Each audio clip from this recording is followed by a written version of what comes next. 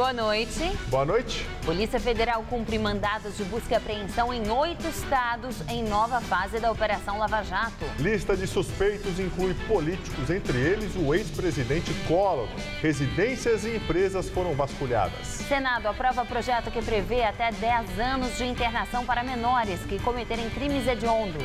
Conquista no espaço. Depois de uma viagem de 9 anos, sonda chega ao ponto mais próximo de Plutão. Irã e grandes potências fecham um acordo histórico para evitar bomba atômica.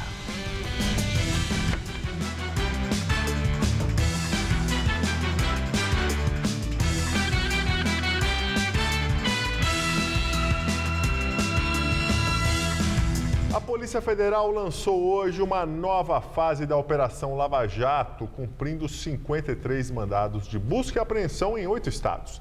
Desta vez, a ordem partiu do Supremo Tribunal Federal. A lista de suspeitos de ligação com o esquema de corrupção na Petrobras inclui políticos no exercício do mandato. O mais conhecido deles é o senador e ex-presidente da República, Fernando Collor de Mello. Cerca de 250 policiais federais participaram da operação batizada de Politeia. Os mandados foram expedidos pelos ministros Teori Zavascki, Celso de Mello e Ricardo Lewandowski. Na Casa da Dinda, famosa residência do ex-presidente Fernando Collor, em Brasília, foram apreendidos uma Ferrari vermelha, um Porsche preto e uma Lamborghini prata. Collor foi citado pelo dono da empreiteira UTC, Ricardo Pessoa, em seu depoimento à Justiça. Ele afirma ter pago 20 milhões de reais entre 2010 e 2012 em troca da influência de Collor em negócios com a BR Distribuidora. Em Alagoas, os policiais cumpriram mandado no prédio da afiliada da TV Globo e propriedade do senador. Também foram alvo da operação outros 2 senadores, Ciro Nogueira, presidente nacional do PP, o Partido Progressista, e Fernando Bezerra Coelho, do PSB. Além deles, o ex-ministro Mário Negromonte, o deputado federal Eduardo da Fonte, o ex-deputado João Pisolatti e o advogado Tiago Cedras, filho do presidente do Tribunal de Contas da União. No Rio de Janeiro, a polícia fez buscas no prédio da BR Distribuidora e na casa de 2 diretores da empresa, que é subsidiária da Petrobras. Segundo a Polícia Federal, o objetivo da operação é evitar que provas importantes sejam destruídas pelos investigados. Essa operação, batizada de Politeia, refere-se ao livro A República, de Platão, que descreve uma cidade perfeita em que a ética prevalece sobre a corrupção. No início da noite, na tribuna do Senado, Collor criticou o que chamou de truculência da Polícia Federal. A truculência da operação de busca e apreensão, sob o comando do Ministério Público Federal e envolvendo integrantes do Congresso Nacional, inclusive eu próprio, extrapolou todos os limites do Estado de Direito, extrapolou todos os limites constitucionais, extrapolou todos os limites da legalidade. Se eu jamais sequer fui ouvido, se eu sequer prestei depoimento, se a operação ainda está na fase de investigação, ou seja, nem denúncia formal ainda houve, pergunto, isso é ou não é um pré-julgamento, uma pré-condenação? Buscas, apreensões, invasões, arrombamentos como esses, com objetivos atropelados e da forma como foram praticados, sejam eles contra qualquer pessoa, é um retrocesso. É voltar ao estado de exceção, à ditadura, desta feita, a ditadura do Ministério Público Federal. Em resposta ao Senado, a assessoria de imprensa da Polícia Federal informou que a Polícia Legislativa não possui legitimidade para receber mandados oficiais. Os advogados do senador Ciro Nogueira classificaram a busca como desnecessária, já que ele ofereceu sigilos e prestou depoimento. Em nota, a defesa do ex-ministro Mário Negromonte informou que ele entregou de forma espontânea todos os elementos considerados indispensáveis pelas autoridades por ter convicção de que será considerado inocente. O ex-ministro Fernando Bezerra disse que sempre esteve à disposição para colaborar com as investigações. O advogado do ex-deputado João Pisolatti disse que o cliente apoia a investigação, mas considera desnecessárias medidas invasivas como a busca e apreensão. O deputado Eduardo da Fonte e o advogado Tiago Cedras não foram localizados. A Operação Politeia também aconteceu aqui em São Paulo. A Polícia Federal apreendeu na sede de uma empresa aqui na capital mais de 3 milhões e 600 mil reais. O dinheiro em espécie, segundo os investigadores, levou horas para ser contado. A polícia não divulgou o nome da companhia, que é da área de combustíveis. O ex-diretor de abastecimento da Petrobras, Paulo Roberto Costa, disse em depoimento que o deputado federal Aníbal Gomes, do PMDB, tratou com ele o repasse de propinas em nome do presidente do Senado, Renan Calheiros, do mesmo partido. O deputado e o senador negam. Paulo Roberto Costa falou ontem em delação premiada ao juiz Sérgio Moro. Ele contou que Aníbal Gomes representava Renan Calheiros em reuniões para negociar propinas com as empreiteiras contratadas pela Petrobras. Quem lhe dava sustentação política no PMDB? O senador Renan Calheiros era um dos que dava sustentação política. O senhor negociava com ele também valores, propinas, comissionamento? Não, com ele não, mas ele tinha um representante lá, um deputado, Aníbal Gomes, que em algumas vezes negociou comigo. O doleiro Alberto Youssef também prestou depoimento em delação premiada. Ele disse que pagou cerca de 200 milhões em propinas para a diretoria de abastecimento da Petrobras e calcula que cerca de 60 milhões teriam ficado com Paulo Roberto Costa.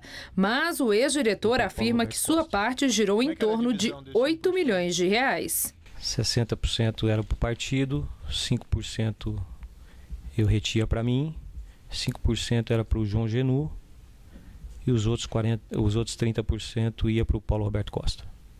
Como o senhor fazia pagamentos ao senhor Paulo Roberto Costa? Eu fazia pagamentos em dinheiro. Devido à contradição de valores, o advogado da empreiteira OAS anunciou que pedirá a anulação do acordo de colaboração que Paulo Roberto Costa fez com a Justiça. O ex-executivo se comprometeu a contar tudo o que sabe sobre o esquema de corrupção da Petrobras, em troca de benefícios nas sentenças em que seja condenado. Em nota, o deputado Aníbal Gomes afirma que não houve entrega ou promessa de recursos para ninguém. O senador Renan Calheiros diz que suas relações com todas as empresas públicas e seus diretores nunca ultrapassaram os limites institucionais.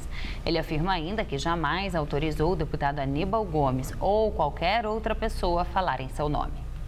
E agora vamos ao comentário de política com José Neumann e Pinto.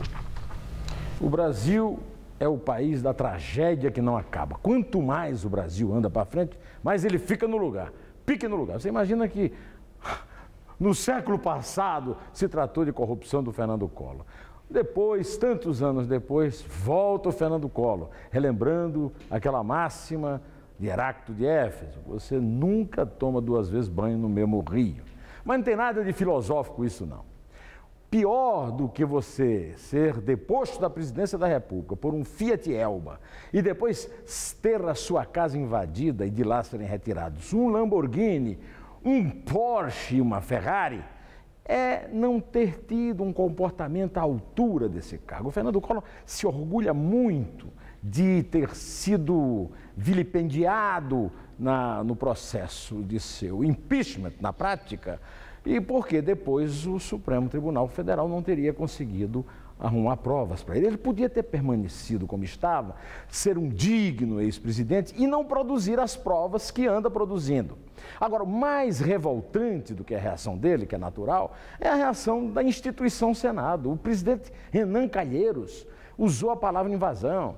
Aparece o diretor de uma polícia judiciária e o advogado-geral do Senado para reclamar que não foi obedecida uma norma que uma casa de um senador só pode ser invadida pela polícia legislativa.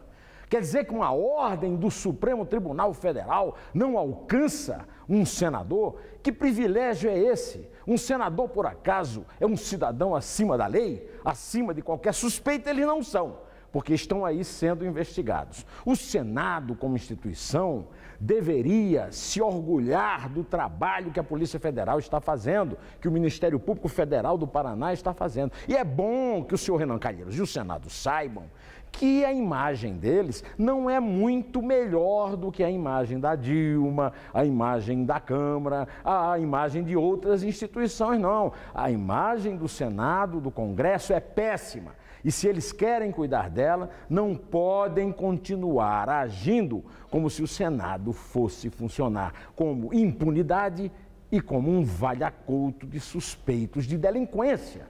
Pois é, sexta-feira eu volto aqui, direto ao assunto, em pé lá. CPI da Petrobras houve viúva do ex-deputado José Janine, apontado na Operação Lava Jato como um dos mentores do esquema de corrupção na Petrobras. Janine era do PP, Partido Progressista, e morreu em 2010 antes de ser julgado no processo do mensalão petista. A viúva, Estael Fernanda Janine, foi convocada depois que o presidente da CPI da Petrobras, Hugo Mota, levantou a suspeita de que o ex-deputado poderia estar vivendo no exterior com os recursos da corrupção. Mota não compareceu ao depoimento de hoje. Estael Fernanda afirmou que não tinha conhecimento sobre contas no exterior em nome do ex-marido, que Janine não compartilhava com ela detalhes de seus recursos nem de seus negócios com o doleiro Alberto Youssef, que ficou espantada com a movimentação de milhões. Que o ex-deputado tinha a cultura de sonegar impostos e reclamava até da conta da verduraria. Segundo ela, depois que ele morreu, ficou fácil apontá-lo como culpado. Será que era só o Janine? Quem eram os outros deputados que davam esse apoio, então? Porque eu só não aceito essa coisa de falar assim, não, é o Janine que fez, o Janine que estava lá. Mas o Janine morreu, ele saiu em 2007 e se aposentou. O Janine ficou, o ano de 2010, que ele morreu, praticamente o ano inteirinho internado, para morrer no final de 2010. E as coisas continuaram depois que ele morreu também? Como que ele faz do além? Direto de Brasília, Josias de Souza fala sobre essa nova fase da Operação Lava Jato. A Operação Lava Jato nasceu de uma investigação de doleiros que agiam fora da lei no Paraná. Subiu um pouco, chegou à diretoria da Petrobras. Subiu um pouco mais, chegou a grandes empreiteiros. Envolveu os políticos, chegou a empreiteiros ainda maiores. À medida que vai subindo na escala de poder e renda dos investigados, a Lava Jato vai quebrando paradigmas. Hoje, munida de autorização do STF, a Polícia Federal realizou batidas em endereços comerciais e residenciais de políticos importantes. Isto está longe de ser uma operação banal. Ao contrário, isto é absolutamente inusual.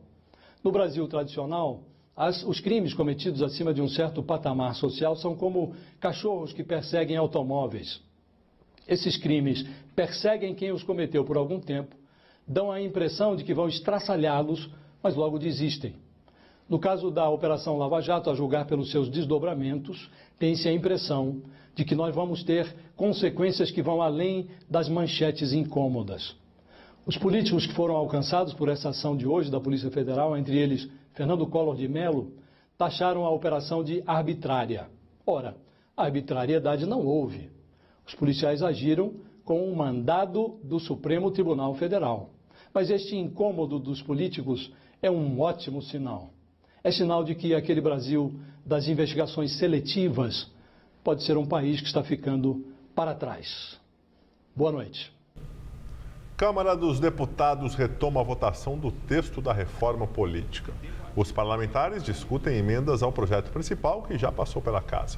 Já foram aprovados hoje itens como manutenção da propaganda em rádio e TV por 35 dias e a obrigatoriedade de filiação de um candidato por pelo menos 6 meses ao partido. Os deputados também aprovaram uma emenda que prevê o aumento do número de candidatos por partido, mas a redução dos candidatos por coligações. Os deputados também analisaram os gastos de campanha em cidades com até 10 mil habitantes. Nesses municípios, para prefeito, o limite será de R$100 mil. Para vereadores, R$10 mil. Lembrando que o texto da reforma política ainda precisa passar pelo Senado. E o Senado aprova projeto que altera o Estatuto da Criança e do Adolescente, o ECA. O texto completou 25 anos essa semana. Os senadores aprovaram, agora há pouco, por 43 votos a 13, a proposta de José Serra, do PSDB, que aumenta de 3 para 10 anos o tempo máximo de internação para jovens infratores que cometerem crimes hediondos, como latrocínio e estupro. Alguns senadores chegaram a sugerir que a pena fosse menor, de 8 anos, mas foram derrotados. Durante as discussões, alguns parlamentares argumentaram que esses adolescentes devem cumprir pena em unidades diferenciadas. Agora, a proposta segue para a apreciação da Câmara. Dados divulgados pelo IBGE e por órgãos de proteção ao crédito indicam retração da economia. Desconfiados em relação ao futuro da economia, muitos consumidores estão mudando de hábito. Há alguns meses, Ednan vinha pensando em comprar uma TV nova, mas mudou os planos. Com a crise, você não tem certeza de se você vai estar empregado amanhã, então é melhor você fazer uma poupança desde já, né? E evitar gastos desnecessários. Vestuário, alimentação fora de casa, eu já tenho. Deixou de comprar? Deixei de comprar. Ednan está longe de ser o único. As vendas no comércio caíram mais um pouco em maio, quase 1% em relação a abril. É o que mostra uma pesquisa do IBGE divulgada hoje. Na comparação com o mesmo mês do ano passado, a retração foi de 4,5%, a maior desde 2003 nesse tipo de análise. Renda em queda, preços em alta, confiança em baixa.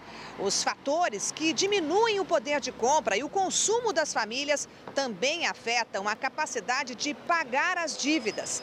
Segundo o Serviço de Proteção ao Crédito, no mês passado, 56 milhões de brasileiros estavam na lista de inadimplentes. Quase 40% da população acima de 18 anos. O balanço do último semestre revela que mais gente não tem conseguido pagar contas atrasadas e que a quantidade de dívidas também cresceu. Numa pesquisa do Serviço Central de Proteção ao Crédito com cerca de 1.000 consumidores inadimplentes, o desemprego aparece como a principal causa, seguido pelo descontrole nas contas. E piorou a percepção do devedor em relação ao futuro. Se a gente pegasse as últimas medições, 100% dos inadimplentes garantiam que iam pagar. Hoje, cerca de 8% estão dizendo que não vão conseguir arcar com essas contas. Anos atrás, a confiança em relação a receitas e os gastos eram maiores, né? O nosso inadimplente dizia que ele estava em situação melhor, né, do que o ano anterior e esperava uma situação melhor para daqui a 12 meses. Hoje a gente tem visto, né, ainda uma expectativa boa, mas não tão boa como era antes. Então, a gente já está um pouquinho menos desconfiado, né, do que vai acontecer para frente e não vê a situação hoje tão boa como ele via há 1 ano, 2 anos atrás. Irã e 6 potências mundiais fecham um acordo histórico sobre o programa nuclear. O acordo deve impedir que o Irã produza a bomba atômica.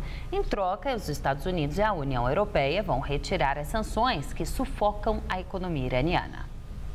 A rodada final em Viena durou 17 dias, com negociações intensas. O acordo foi anunciado pela chefe da diplomacia da União Europeia, Federica Mogherini, e pelo ministro de Relações Exteriores do Irã, Mohammad Javad Zarif. Com 109 páginas, o acordo restringe o programa nuclear iraniano e prevê inspeções criteriosas até em unidades militares. Em troca, os países ocidentais suspendem progressivamente as sanções que têm afetado as exportações de petróleo e a economia iraniana. Cerca de 100 bilhões de dólares de ativos iranianos no exterior serão descongelados. O embargo da ONU ao comércio de armas continua em vigor por mais 5 anos e a transferência de tecnologia de mísseis balísticos dura mais 8 anos. Caso o Irã viole o acordo, as sanções serão retomadas. O presidente do Irã, Hassan Rouhani, afirmou que seu país nunca tentará obter uma arma nuclear e comemorou a abertura de um novo capítulo nas relações do Irã com o mundo. Rouhani foi eleito há 2 anos com a promessa de reduzir o isolamento diplomático do país de 77 milhões de habitantes. O presidente dos Estados Unidos, Barack Obama, afirmou que todos os caminhos para o Irã conseguir uma arma nuclear foram fechados. Destacou que o acordo não se baseia na confiança, mas na verificação e alertou o Congresso americano de que vai vetar qualquer legislação que impeça a implementação do acordo. Os congressistas americanos têm 60 90 dias para revisar o texto. Enquanto o mundo comemorava, o primeiro-ministro direitista de Israel, Benjamin Netanyahu, dizia que o tratado é um erro de proporções históricas. Israel teme que o Irã possa usar armas nucleares contra seu território. Tribunal de Justiça de São Paulo suspende lei que proíbe a produção e comercialização do foie gras, iguaria típica da culinária francesa. A decisão é liminar. O pedido foi feito pela Associação Nacional dos Restaurantes, que defende que a lei é inconstitucional.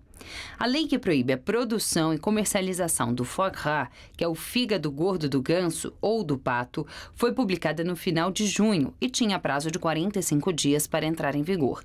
Até esse prazo, os restaurantes estavam autorizados a vender o produto. O foie gras é resultado de um processo conhecido como gavage, em que as aves são forçadas a se alimentar. Defensores de animais afirmam que o método é cruel. A seguir, mais uma conquista no espaço. Sonda chega ao ponto mais próximo de Plutão. E a arte na Cracolândia? O projeto de Eduardo Cobra oferece oficinas de pintura na região. Eu sempre tive a vontade de ter meu próprio negócio, né? Quase 5 anos atrás, entrou aqui um projeto que incentivava o morador a trabalhar com turismo e empreendedorismo. O MEI é o primeiro passo. As vendas começaram a aumentar muito. Aí a gente sentiu a necessidade já de sair do MEI para o microempresa. 5 anos atrás, eu não me via estudando inglês, francês, espanhol. Hoje é microempreendedor individual, daqui a pouco é microempresa, pequena empresa e vamos embora. A iniciativa do governo federal foi decisiva na transformação dessas histórias. Com a formalização, eles ganharam confiança e passaram a ter acesso a benefícios que trazem segurança para crescer. Resultado de uma política de valorização e proteção para quem quer empreender e gerar emprego e renda. É com a garra e a capacidade de realização desses milhões de brasileiros e brasileiras que o Brasil ganha um novo impulso para seguir avançando. Se você quer estudar jornalismo, relações públicas, publicidade e propaganda ou rádio, TV e internet, a Faculdade Casper Liber é o seu lugar. Quer conhecer? Eu te levo! Aqui a gente aprende na sala de aula e também em laboratórios de rádio, fotografia, edição de imagens e estúdios de TV. Você também pode colaborar em revistas, sites, programas de TV e rádio laboratoriais. E tem oportunidade de estágio dentro da Fundação Casper Liber. São mais de 60 anos de tradição numa localização incrível. Faculdade Casper Libero, formando os melhores profissionais da comunicação. Quer saber mais? Acesse nosso site. O trabalho do governo federal avança em São Paulo, avança no Brasil. Na saúde, 6 milhões de pessoas recebem medicamentos gratuitos. Com mais médicos, mais de 2.500 profissionais beneficiam 8 milhões de paulistas. Na educação, 340 creches foram concluídas. E o Pronatec qualifica 1.400.000 jovens e trabalhadores. O Minha Casa Minha Vida já realizou o sonho de mais de 398 mil famílias em São Paulo. É o governo federal trabalhando para o Brasil avançar. Um cara que sabe tudo sobre futebol vai estar aqui batendo um papo comigo, meu queridíssimo Flávio Prado. Confira! Tem os fuxicos dos famosos com Esther Rocha. Grandes sucessos da música ao som do Trinca Acústica, que eu adoro e você também. Todo seu. Hoje, 10h30 da noite. Então tô aqui te esperando, pode vir.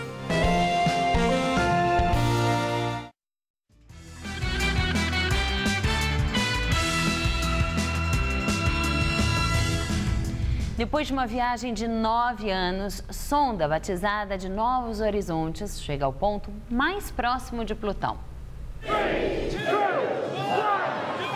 A contagem regressiva marcou a chegada da sonda não tripulada a 12.430 quilômetros de Plutão, o ponto mais próximo que um objeto terrestre já esteve do chamado planeta anão.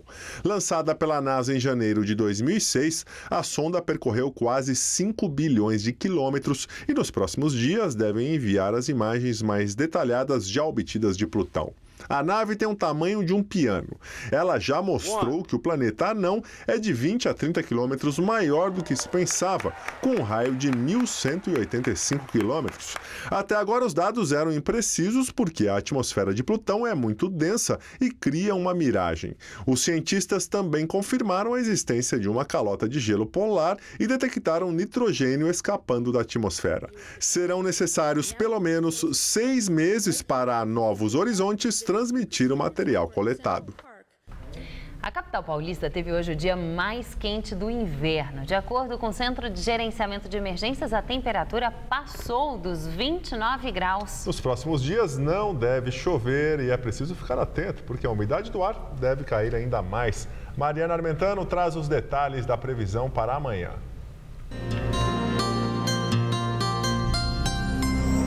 A quarta-feira promete ser quente e ensolarada e sem nenhuma gota de chuva. É que uma grande massa de ar quente e seco predomina sobre boa parte do país, inclusive aqui em São Paulo. Com ela, as nuvens de chuva não se formam, a umidade relativa do ar fica em queda e as temperaturas sobem, ficando próximas ou até passando dos 30 graus. No centro-oeste do estado, a menor temperatura registrada amanhã durante a tarde será em Marília, 29 graus. Já na cidade de Araraquara, faz até 32 graus amanhã à tarde. E no litoral do estado, 31 graus em Santos. Para a Grande São Paulo, nada muda em relação a hoje e o calorão vai continuar nos próximos dias. Nesta quarta-feira, as temperaturas vão ficar entre 15 e 29 graus. Na quinta, dia bem parecido e a máxima prevista é de 28. Na sexta-feira, podemos ter um aumento da nebulosidade, mas mesmo assim, a máxima chega aos 26 graus. A Cracolândia teve um dia diferente. Uma oficina de pintura com Eduardo Cobra foi realizada na região. Esta é a primeira das 10 intervenções artísticas que Cobra e a equipe dele irão realizar pela cidade.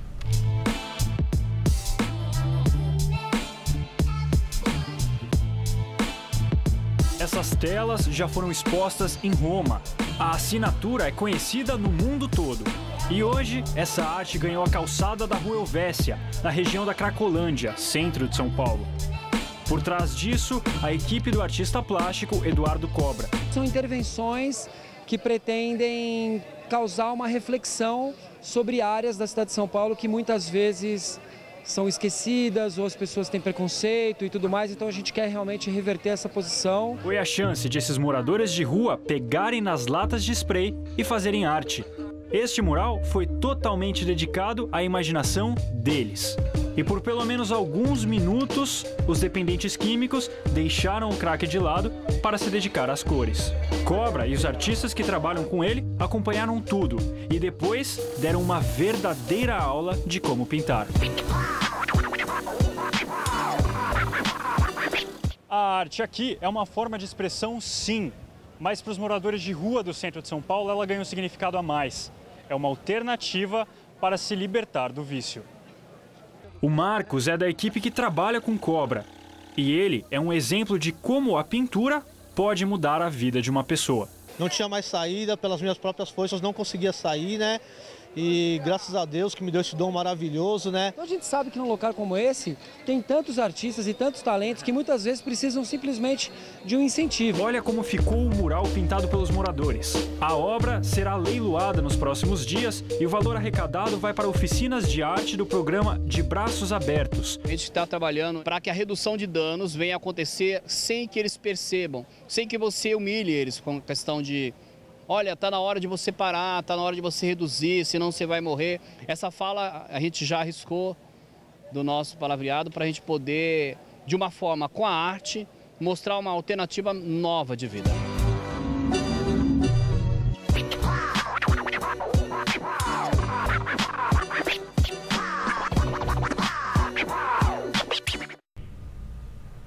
Todos os dias, Eduardo Cobra vai anunciar no Facebook e no Instagram a intervenção do dia seguinte. Amanhã será aqui na Avenida Paulista, das 10 da manhã às 5 da tarde. A edição das 10 do Jornal da Gazeta termina aqui. Boa noite. Fica agora com o Rony Von no Todo Seu. Uma ótima noite para você e até amanhã. Logo mais 11h30 da noite, Fabrício Carpinejar bate um papo com a deputada Mara Gabrilli em A Máquina. Assista agora, Todo Seu.